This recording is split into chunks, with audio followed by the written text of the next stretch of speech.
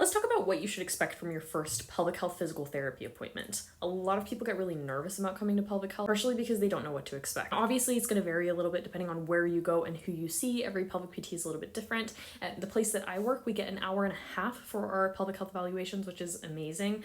But some places only get maybe 45 minutes. So it may feel more rushed depending on where you go, whether you go somewhere who does take insurance versus somewhere that doesn't. So when somebody first comes in after they filled out all their paperwork and I've taken a look at it, we just chat. I usually take the first 20, sometimes even 30 minutes to just chat with the patient, see what they're coming in for, what are their issues. After that, I'm usually doing more of a general PT screening. So I'm checking their back, their hips, what is their range of motion, what is their general strength, are there any areas of pain? And then getting into the part that everybody gets nervous about, the pelvic exam. Now, a pelvic physical therapy pelvic exam is different from an OBGYN exam. For one thing, we're generally not using speculums, so it's a little more comfortable. We're just using our hands to feel what's going on with the pelvic floor. When we do the pelvic exam, I'm checking a few different things. I'm going to check on the outside, see if there's any tenderness or discomfort around there.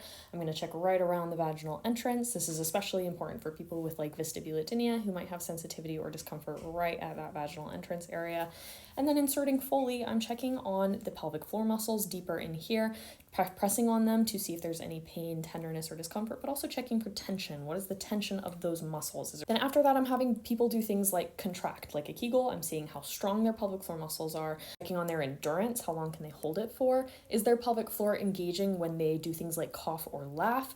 When they bear down, is their pelvic floor actually lengthening or are we contracting instead? So I'm checking on the function of the muscles to see if it's doing what it needs to be doing. And then depending on what we find, I usually give people some exercises or some things to start working on before our next visit. A lot of people come into pelvic PT feeling really nervous, but generally once it's over, they say it was not as bad as they expected. So sometimes it can be a little bit awkward, but I promise it can be very helpful for a lot of people.